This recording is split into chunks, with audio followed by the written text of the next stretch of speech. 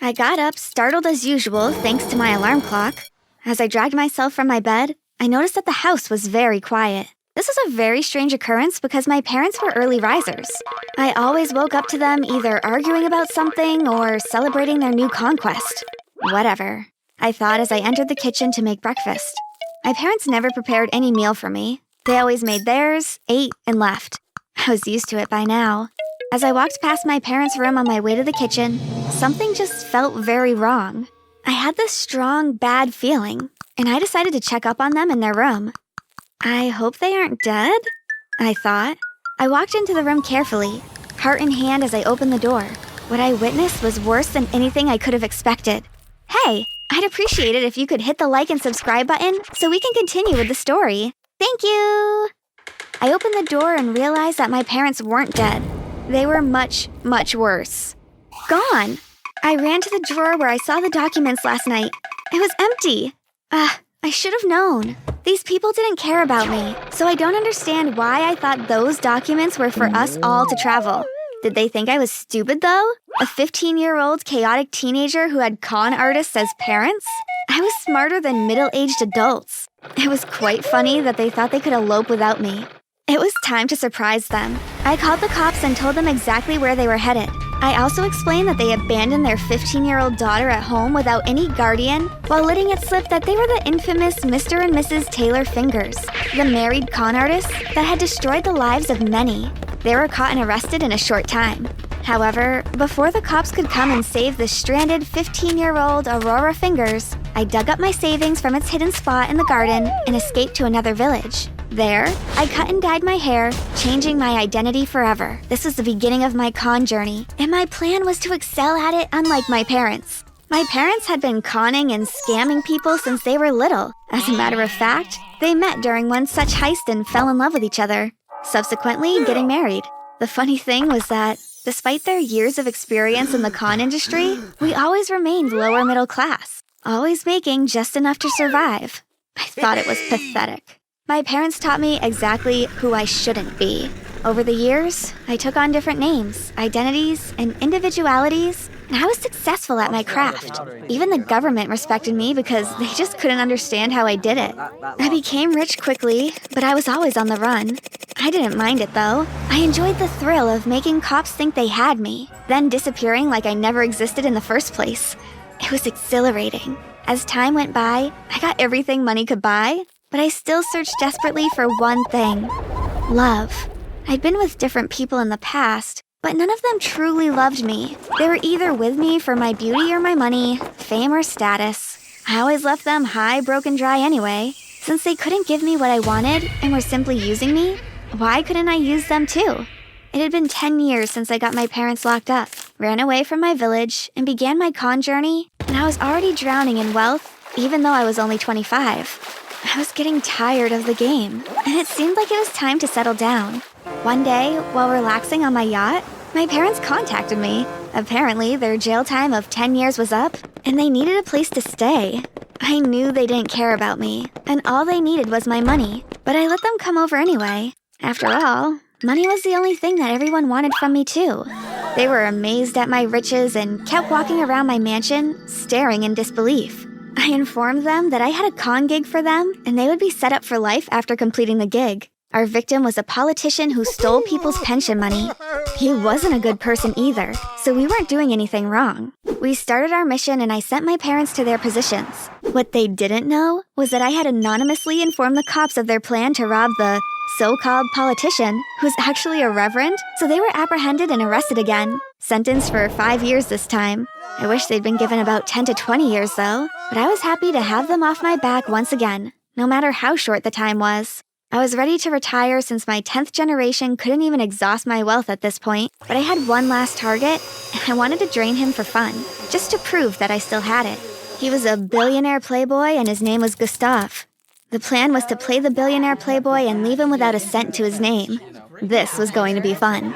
To my surprise, this dude treated me like he really loved me.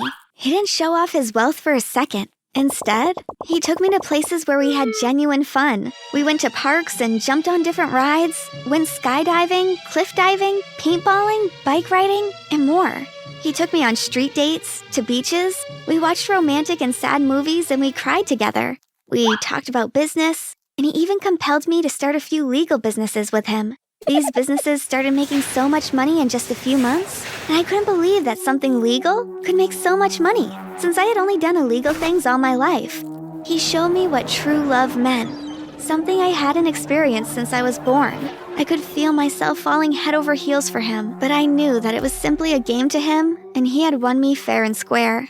Being in love with him, I couldn't con him anymore, mostly because I didn't need the extra money anyway, and I couldn't bear seeing him penniless. Knowing the good things he was doing with his money, like building orphanages, shelters, helping internationally displaced people, and more amazing stuff. I decided to quietly ghost him, disappearing from his life completely and making sure there was no way he could ever contact me again.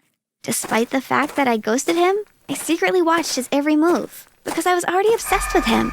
I watched him cry, drink, search frantically for me, and become absolutely miserable over my disappearance. I knew he loved me too, but how could I be sure?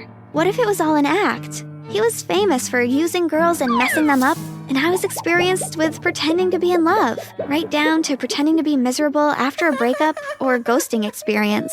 I rolled in my bed and cried because I realized that I couldn't even experience true love because I would always doubt its originality. Despite this, I never stopped watching Gustav. I started behaving like one of his obsessed, creepy fans. One day, he was lounging in a pool when some men tried to drown him. I immediately ran to his rescue and beat up the whole team of 15 men without breaking a sweat. Gustav was happy to see me, but also surprised and confused. Why did you leave me? Did I do something wrong? Where have you been? How did you know I was in trouble?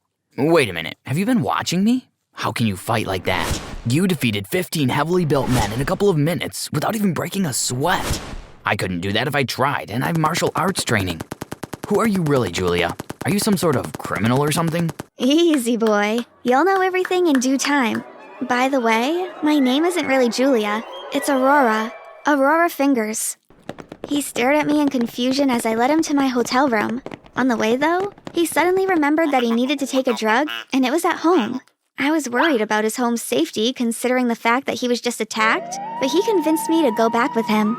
Being a love-struck idiot, I immediately did, without noticing all the bright red flags right in front of me. Once we got home, he demanded that I tell him the whole truth. According to him, he went completely mad when I left, wondering what he had done wrong for me to disappear like that, so it was only fair for me to tell him everything. Having watched his every move, I believed everything he said. It did seem like he had almost gone completely mad as a result of my disappearance. What I didn't know, however, was that this was all an elaborate scheme to get me to spill the beans. And I naively did exactly that. I spilled every last bean. He suddenly stood up and laid flat on the floor while muttering, I'm so sorry, Aurora, I really am. But this is my job and I have to do it perfectly. My eyes widened as a horde of cops broke into the house with heavy guns.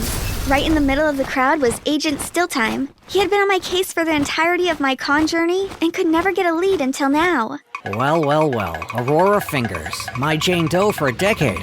I finally know your name, and not just that. I also have you confessing all of your crimes in one go. Love really is blind, isn't it? He smiled, showing me an audio recorder. In one swift movement, I stretched my long, slim legs, pushing the recorder off his hands and destroying it with my stiletto. Gustav jumped up and tased me, making me fall on the ground.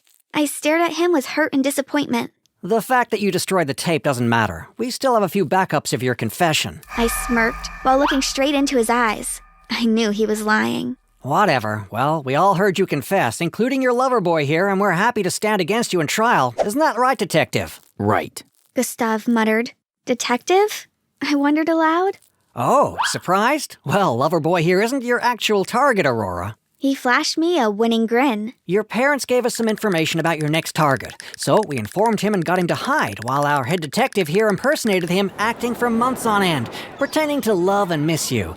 Surprised to encounter a better actor than you? I didn't want to, but somehow, I burst into tears, making Agent Storytime even more happy. I'd never felt this kind of pain before. All right, that's enough. Let's round it up. Gustav tried to pick me up, but I knocked his head with mine like it was a football. I was used to pain and fighting, so it didn't hurt one bit, but the sheer force made him fall back and scream in pain. Ah! I jumped on him and beat him up badly while whispering, "I loved you. I was ready to die for you." The cops dragged me off him, but he stopped them from hitting me. He came close to me, looked me straight in the eyes, and coldly said, I know. before walking off. I tried to jump on him again, but they used the taser on me once again.